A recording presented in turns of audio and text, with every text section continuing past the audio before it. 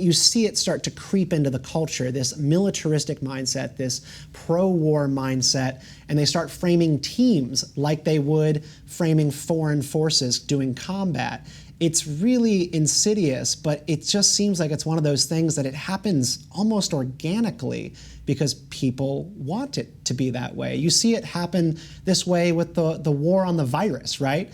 Just even having like COVID-19 be framed as a war on X, it sort of excuses government action on that thing because we're fighting a war, aren't we?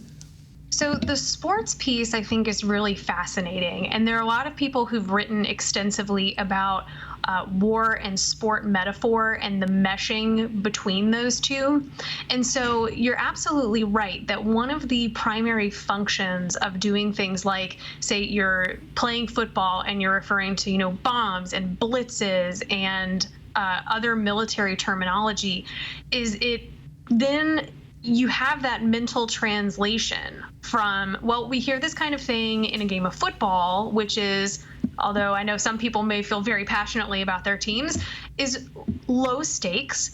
And then you take and you translate that into the foreign policy scene, and it makes those two things seem equivalent to each other. So now foreign policy looks like a game that we would consume for entertainment on a day-to-day basis.